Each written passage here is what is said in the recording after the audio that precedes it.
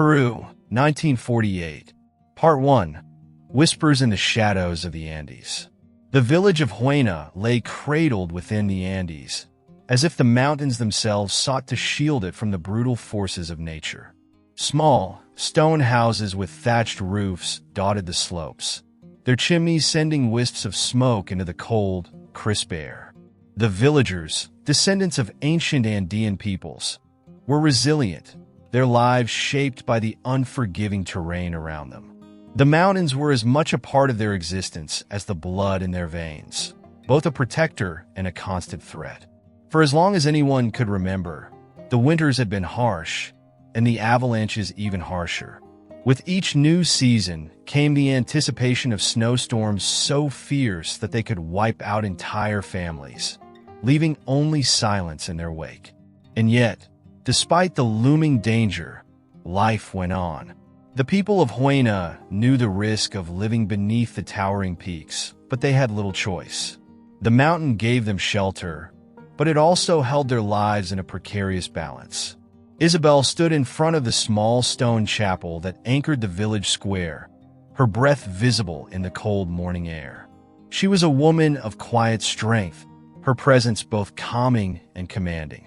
Though she had lived in Huayna for many years, she had never truly belonged. She was not one of them.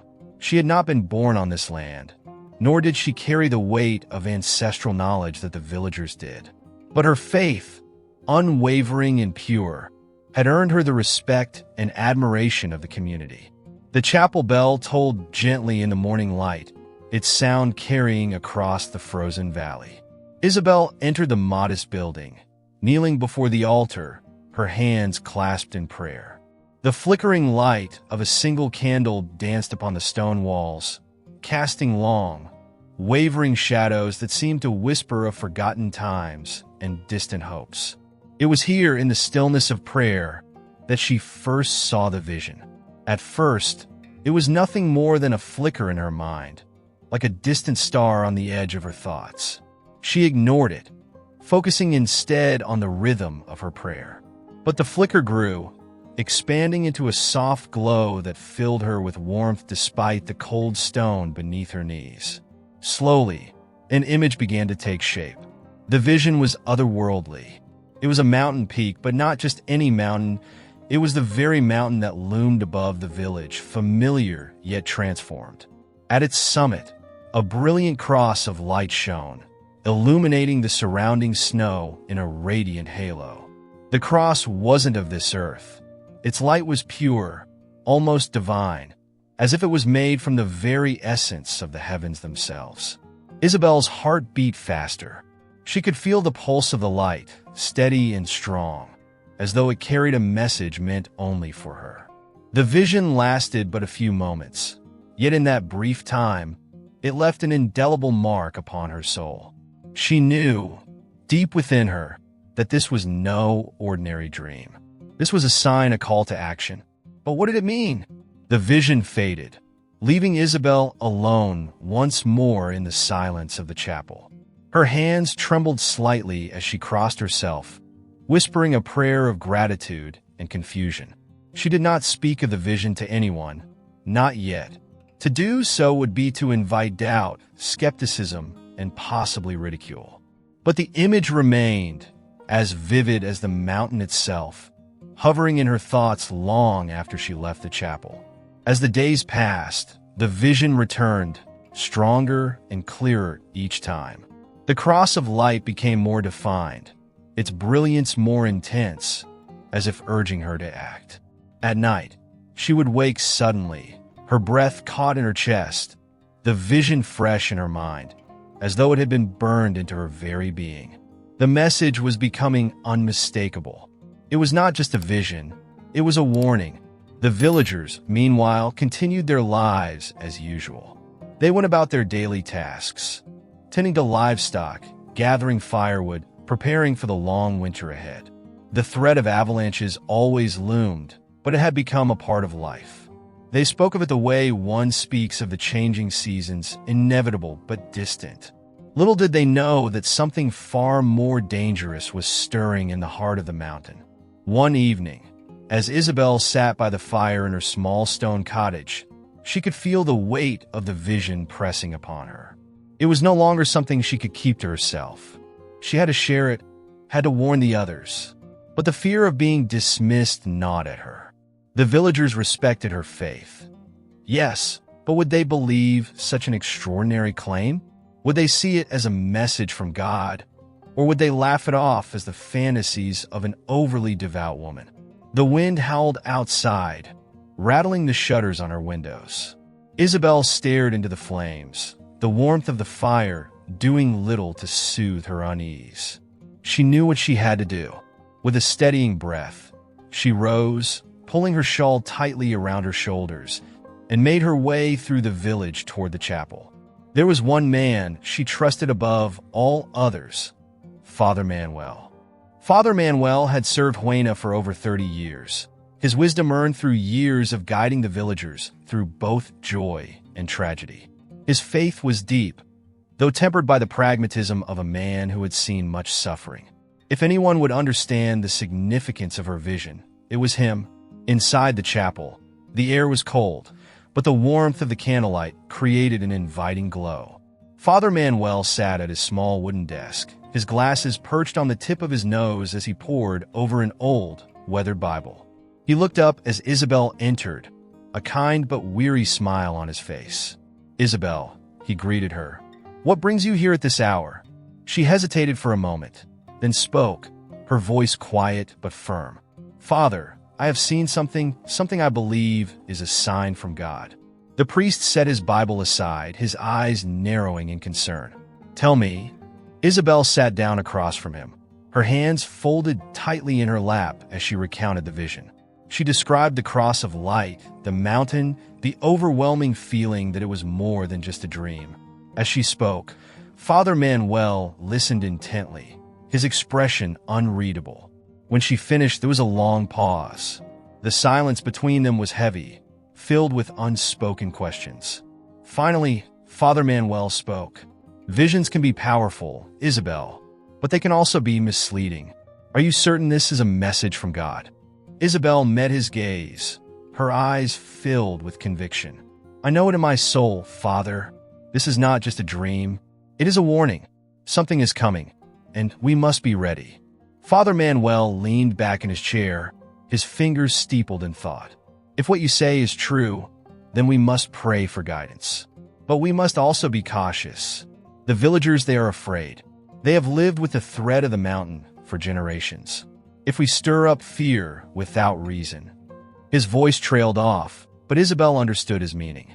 The village was fragile, held together by the thin thread of hope.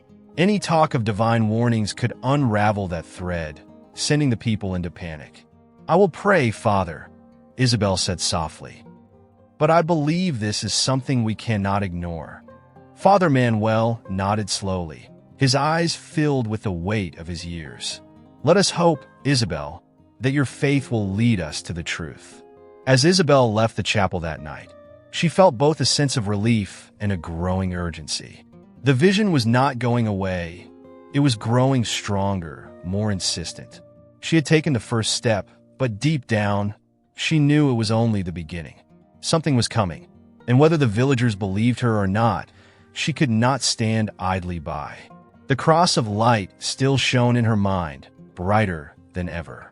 The mountains were whispering, and Isabel was listening. Part 2. The voice of faith and doubt. The sun hung low in the sky, casting long shadows across the village square. The air was still, with a quiet that seemed to press down on the villagers, as if even the mountains were holding their breath. Isabel stood in the center of the square, her eyes scanning the familiar faces of those who had gathered. She had spent days in prayer, seeking the right moment to reveal her vision. Now, that moment had arrived. Around her, the villagers whispered among themselves, their expressions a mix of curiosity and unease. Isabel had called them together, and that alone had stirred concern. It wasn't common for her to speak publicly, and when she did, it was with purpose. Father Manuel stood nearby, his hands clasped behind his back, watching quietly, his presence lending her credibility in the eyes of many. But even with the priest by her side, The weight of doubt hung in the air like a thick mist. Isabel took a deep breath, her hands trembling slightly as she raised them to quiet the crowd. The murmurs faded, replaced by a tense silence. "My brothers and sisters," she began, her voice steady but soft, "I have been blessed with a vision. A vision, I believe, is a message from God, a sign meant to guide us." Her words seemed to hang in the cold air, carried by the wind toward the distant mountains. Some villagers shuffled uneasily, their faces guarded. They had seen so much: suffering, loss, the cruel hand of nature. But a vision? That was something they couldn't quite grasp.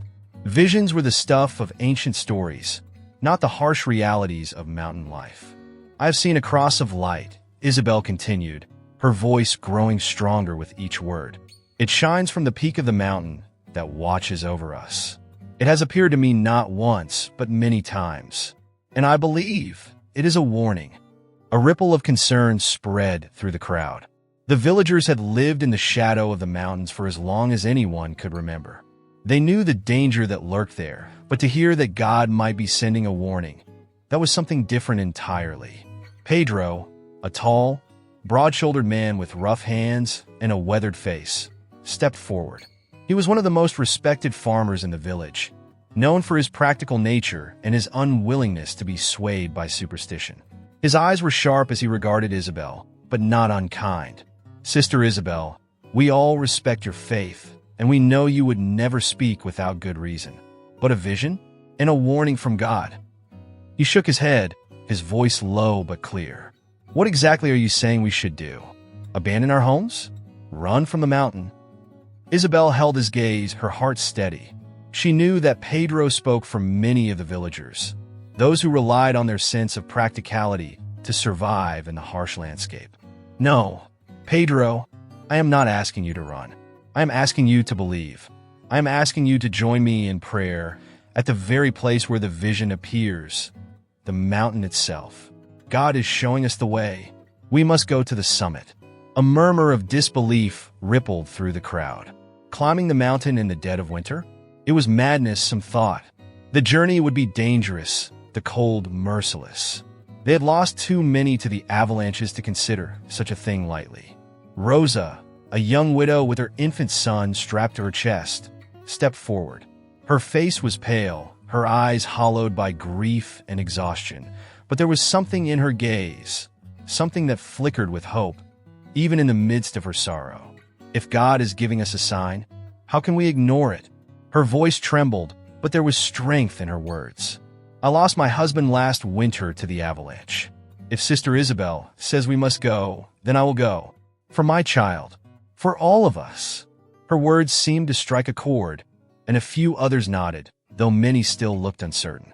Pedro, though skeptical, placed a gentle hand on Rosa's shoulder. "You've suffered much, Rosa. I don't question your faith. But climbing that mountain, it could be more dangerous than staying here." Isabel stepped forward, her eyes locked on Pedro's. "Dangerous, yes.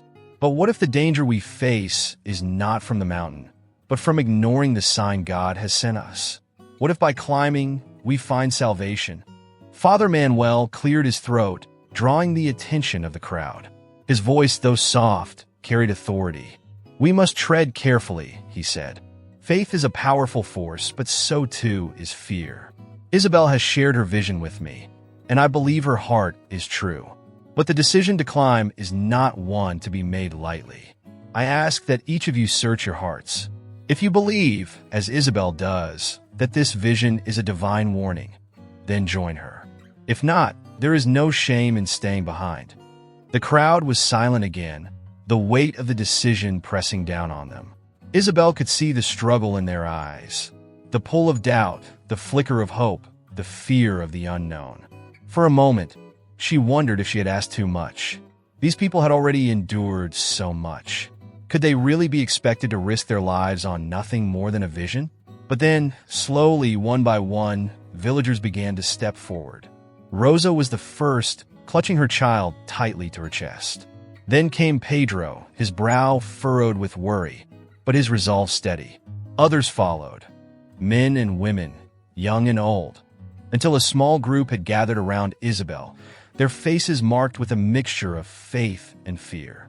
Isabel felt a surge of emotion rise in her chest.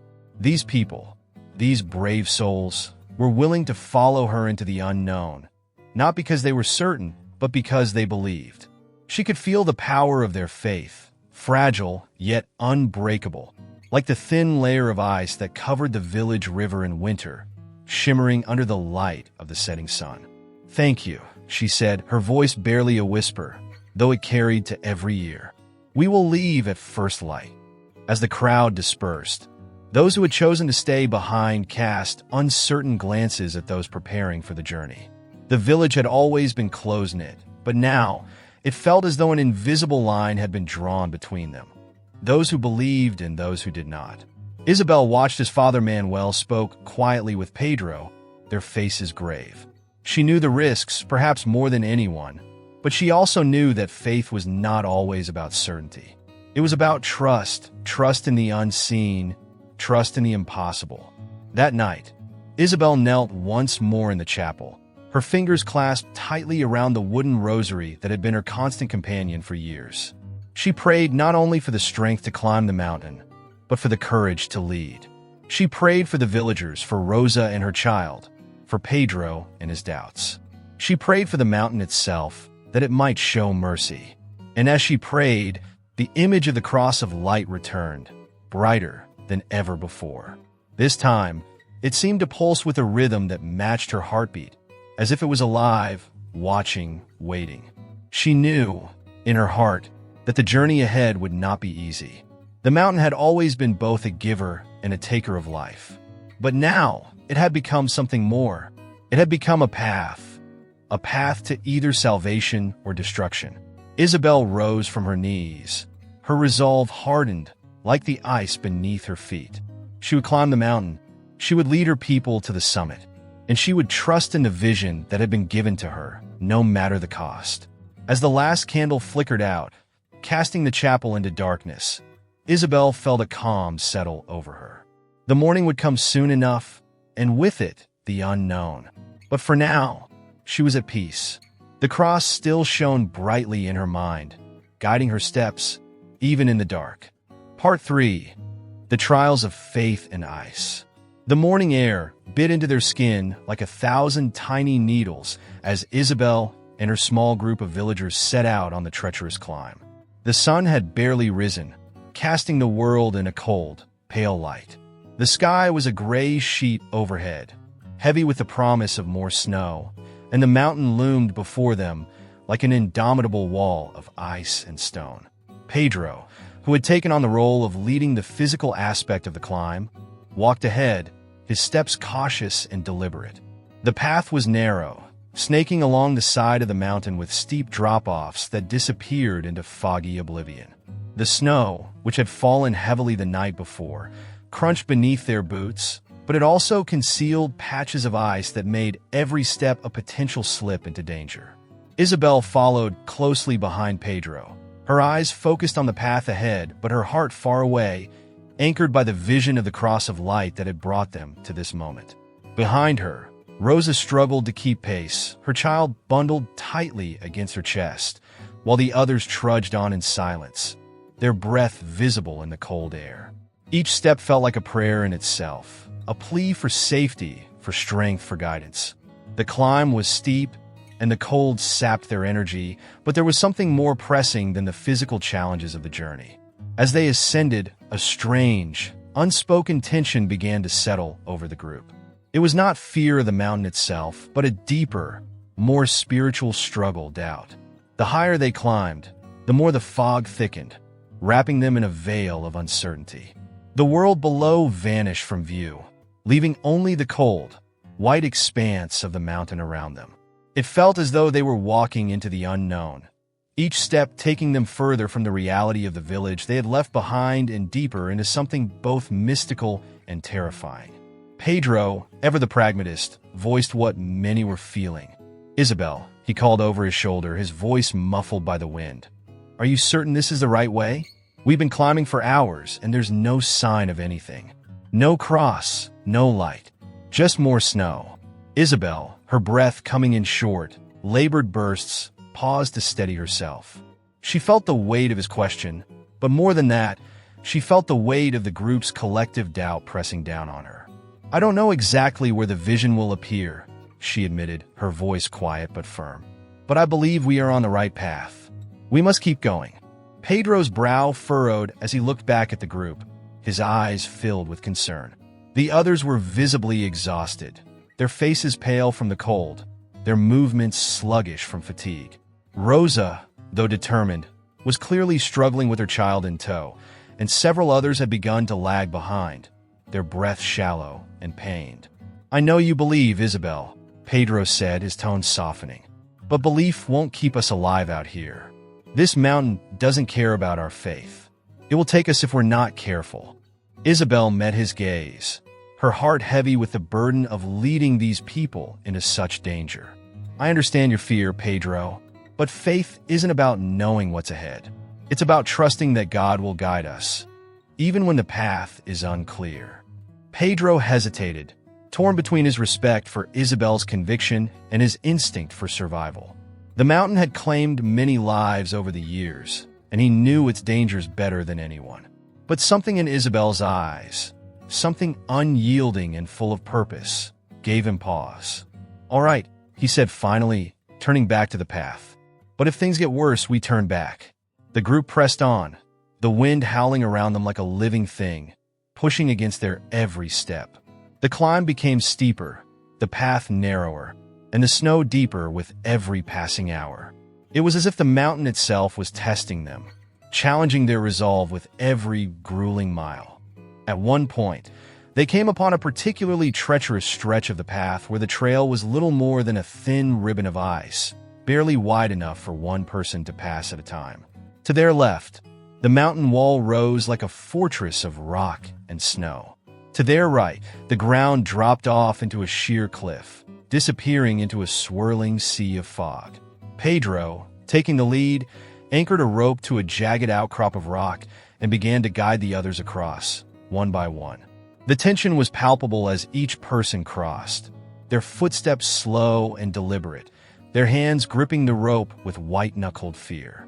When it was Rosa's turn, her child stirred and began to cry, the sound piercing the icy air like a desperate plea. Rosa's face was a mask of fear as she stepped onto the narrow path, her body trembling with the effort of keeping herself steady while also comforting her child. "Take your time," Pedro urged, his voice calm but urgent. "You can do this, Rosa." Isabel stood behind her, whispering prayers under her breath, her hands clasped tightly together. She could feel the weight of Rosa's fear, the same fear that gripped the entire group. But beneath it, she also felt something else, an undercurrent of faith that had carried them this far, that refused to be extinguished even in the face of such danger.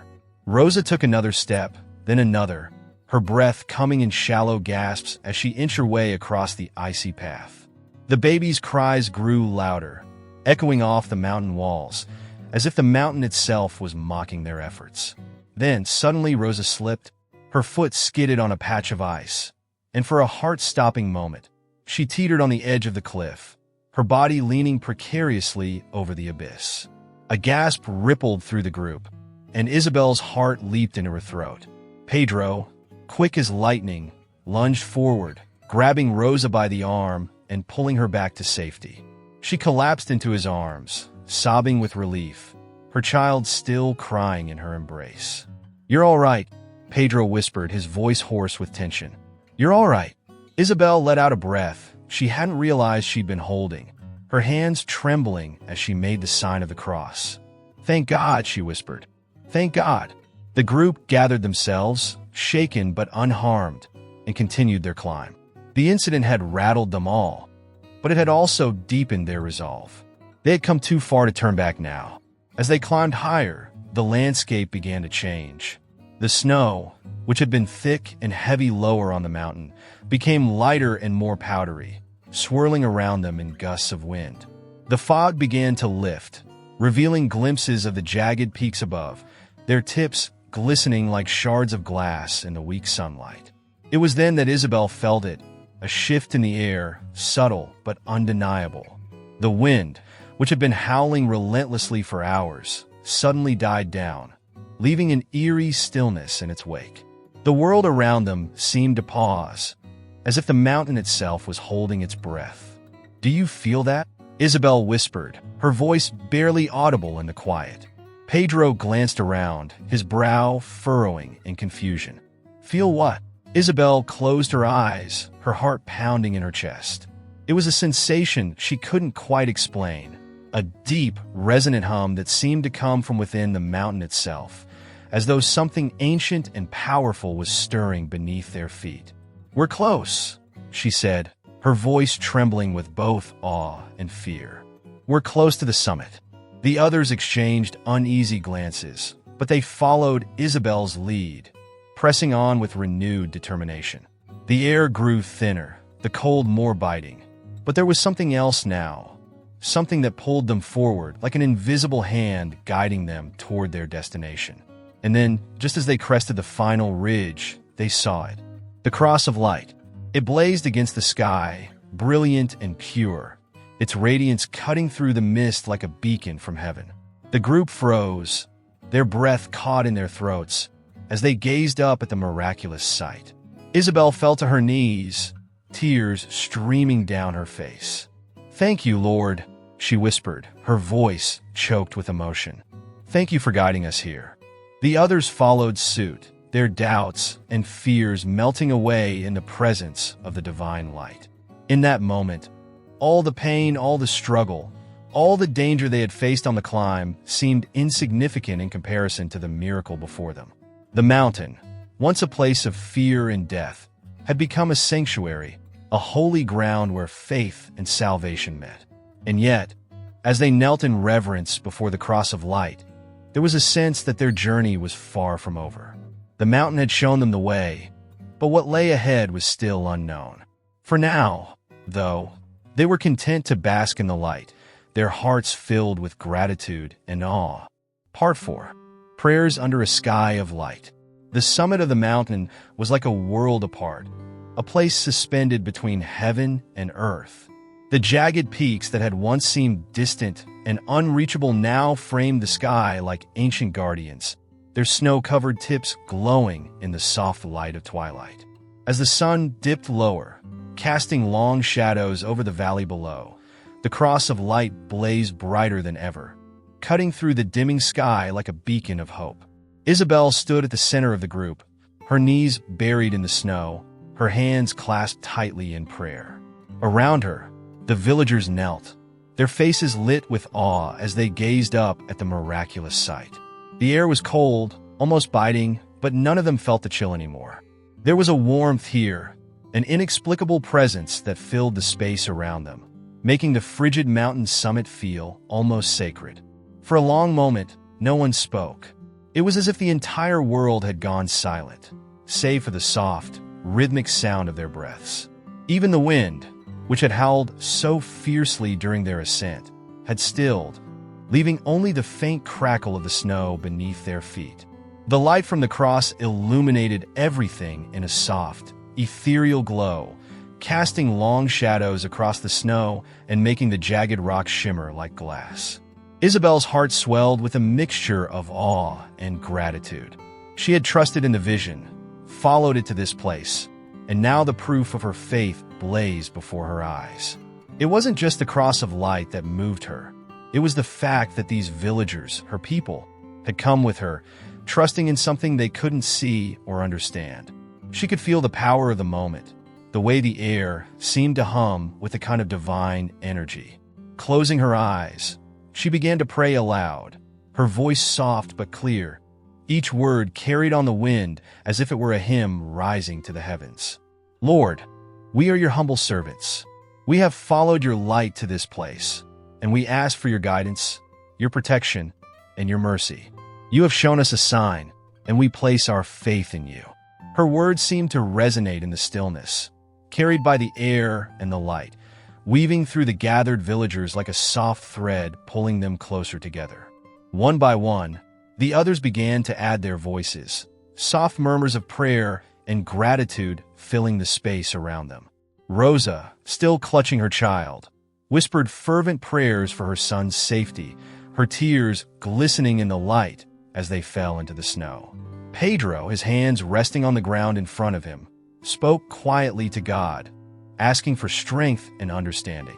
Even those who had been most skeptical now knelt in prayer, their hearts opened by the sheer wonder of what they were witnessing. As they prayed, the light from the cross seemed to pulse, growing brighter and then dimmer in a steady rhythm, like the heartbeat of the mountain itself. It was as though the mountain was alive, listening, responding to their prayers with a kind of silent reverence. The air around them seemed to grow warmer, a subtle heat radiating from the light that chased away the biting cold. Isabel felt the warmth on her skin, a sensation so gentle and reassuring that it almost brought her to tears. She could feel the presence of God here, in this place, as though the very mountain had become a bridge between the earth and the heavens. It was a feeling she had never experienced before, a deep, abiding sense of peace that filled her entire being, making her feel weightless, as though all the burdens she had carried were being lifted away. Her heart swelled with a profound sense of gratitude, and she knew, in that moment, that they were being watched over, guided by something far greater than themselves. But as the moments passed, and the prayers continued to rise into the still air, a different feeling began to settle over the group. A tension, subtle at first but growing stronger with each passing minute. It wasn't fear, exactly, but an unease that seemed to creep in like a shadow, pulling at the edges of their peace. Pedro was the first to sense it. His eyes darted toward the horizon, where the dark line of the mountains cut against the dimming sky. Something was wrong. The air, though warm, had taken on a strange quality, thicker, heavier, as though the very atmosphere had changed. The light from the cross, once steady and comforting, began to flicker slightly, like a candle caught in a sudden gust of wind. Pedro's hand instinctively tightened around the rope he had used to anchor them earlier, his breath quickening. He glanced toward Isabel, who was still deep in prayer, her eyes closed and her face serene. He didn't want to interrupt her, but his instincts were screaming that something was coming, something they couldn't see. "Isabel," he whispered, his voice low but urgent. She opened her eyes, sensing the shift in his tone immediately. "What is it, Pedro?" He nodded toward the horizon. "Look." Isabel followed his gaze, her heart skipping a beat. The sky, once clear and calm, was now thickening with dark clouds, swirling in the distance like a gathering storm. The wind, which had been still moments before, picked up again, this time with a sharp edge, tugging at their clothing and sending a fresh wave of cold through the air. Rosa gasped, clutching her child tighter as the wind whipped her hair across her face. "What's happening?" Isabel stood slowly, her mind racing. This wasn't part of the vision, at least not the part she had seen. The cross of light still blazed above them, but now it seemed to pulse faster, its light flickering in time with the rising wind. She could feel the tension in the air, a heaviness that pressed down on her chest, making it hard to breathe. "Stay calm," she said, her voice steady but filled with an urgency she couldn't hide. "Keep praying." The group huddled closer together, their prayers becoming more frantic as the wind howled around them. The light from the cross wavered, flickering in and out like a beacon struggling against the darkness. Isabel's heart pounded in her chest. She had brought these people here, convinced them to trust in the vision, but now she wasn't sure what was happening. Was this another test? Or was it something else entirely? Pedro moved closer to her, his voice low and tense. "We need to get back down the mountain, Isabel. If a storm hits, we won't survive up here." Isabel's mind raced. She could see the storm clouds gathering in the distance, moving toward them with a frightening speed. The air had grown so thick now that it felt like breathing through water, every breath a struggle. But the cross, its light still pulsed, though weaker, as if it were fighting against the growing darkness. "No," Isabel said firmly, though her voice trembled with uncertainty. "We need to stay. The light is still here. God hasn't abandoned us." Pedro's jaw tightened, his eyes scanning the horizon. "Isabel, I believe in your vision, but we have to be practical. If we stay here, we'll be caught in whatever that is." A sudden gust of wind nearly knocked them off their feet, and the group cried out in alarm, clutching at each other for support.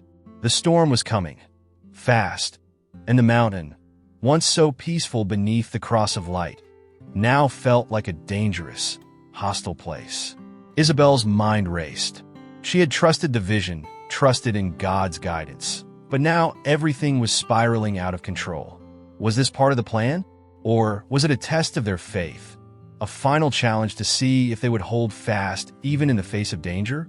Before she could decide, a deafening crack split the air. The sound echoed across the mountains, like the very earth was tearing apart. The ground beneath them trembled, and the cross of light flickered wildly, its once steady glow now unstable, as though it were being swallowed by the encroaching storm. Isabel's heart pounded in her chest as she looked around at the terrified faces of the villagers. She could see the fear in their eyes, their faith wavering as the storm closed in around them. They had trusted her, followed her to this place, but now she wasn't sure what to do. "Keep praying," she shouted, her voice barely audible over the howling wind. "Don't stop praying." The group huddled together, their prayers rising into the storm, their voices shaking but determined. Isabel closed her eyes, her heart pounding in her chest as she whispered her own desperate prayer.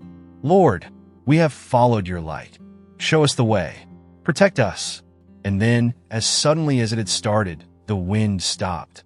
The air grew still once more, and the cross of light, which had flickered so wildly moments before, blazed back to life, brighter than ever. A deep, profound silence settled over the summit, and in that silence, they felt it. The presence of something far greater than themselves, something that had been watching over them all along. Isabel opened her eyes, her heart filled with a deep sense of peace. The storm had passed, and they were safe.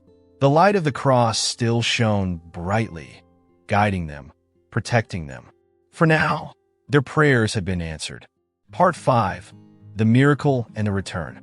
The darkness that had threatened to overwhelm the group at the summit had lifted, and now, as dawn approached, the entire mountain was bathed in the soft, golden glow of a new day.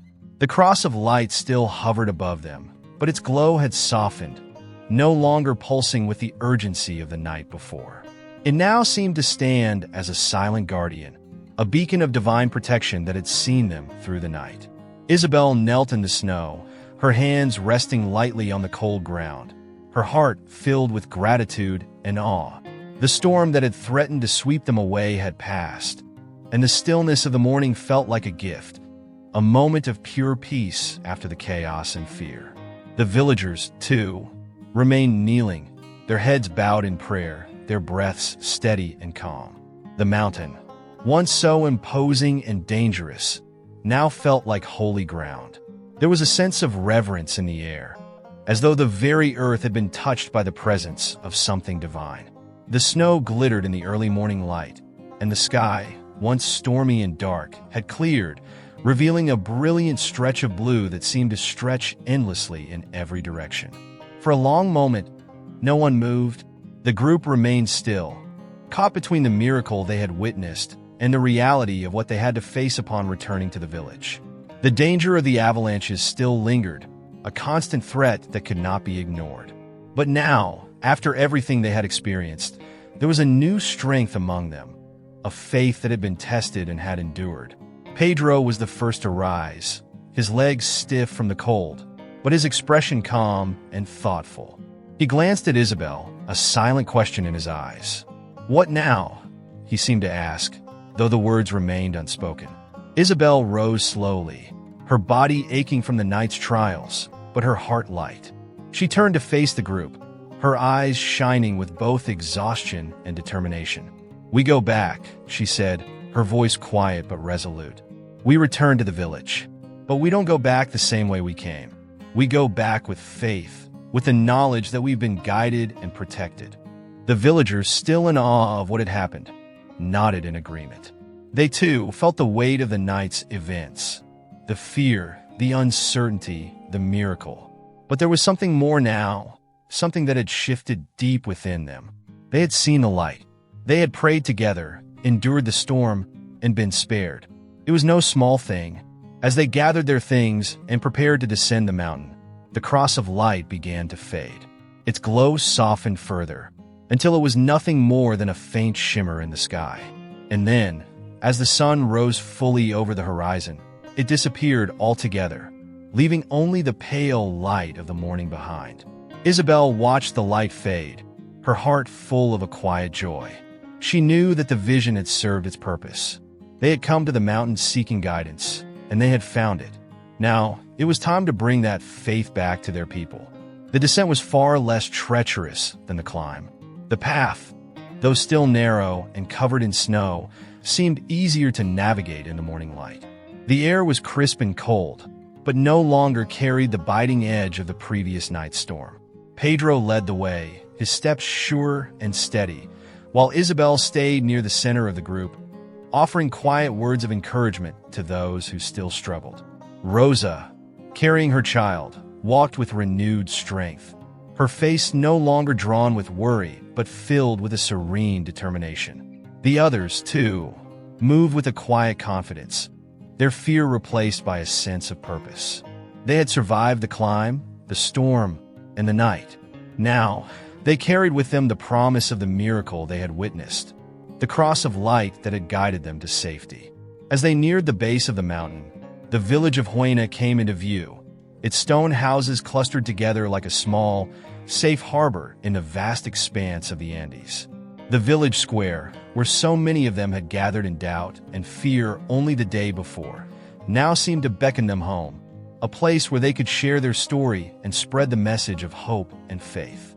When they entered the village, the people who had remained behind rushed to meet them, their faces filled with relief and curiosity.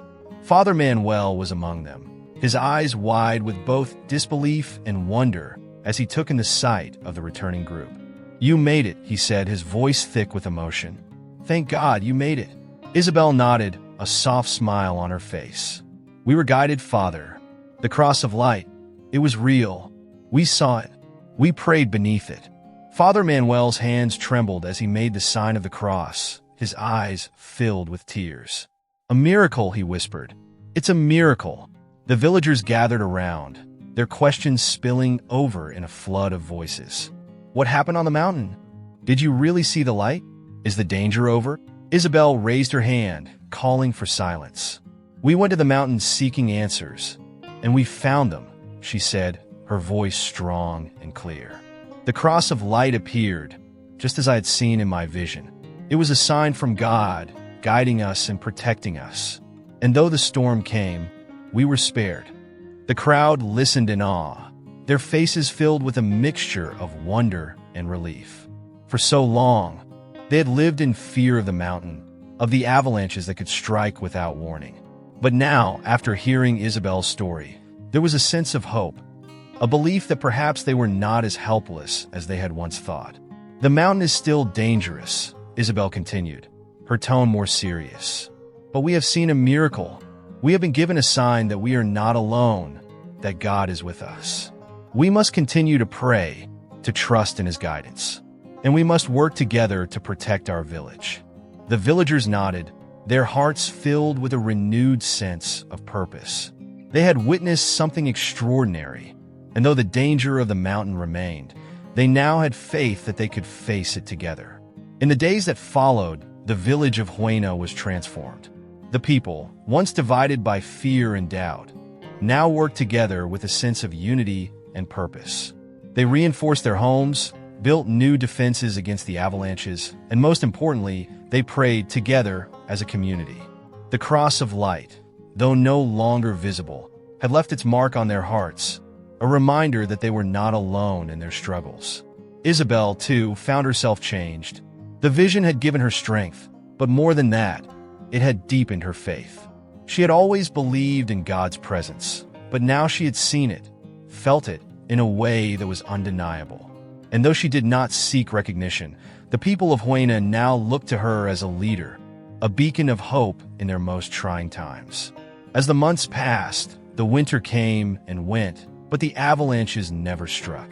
The village remained safe, protected by the prayers and faith of its people.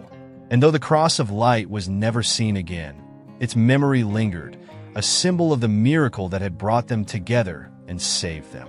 Years later, the story of the cross of light would be told and retold, passed down through generations as a tale of faith, courage, and the power of belief.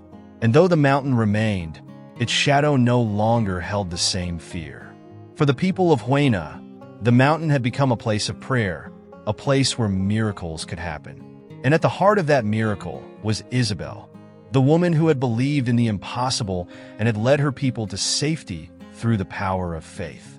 The cross of light may have faded from the sky, but its light still shone brightly in their hearts, guiding them always. If this story moved you, please leave a comment below to share your thoughts and experiences. Thank you so much for watching, and as always, God bless you.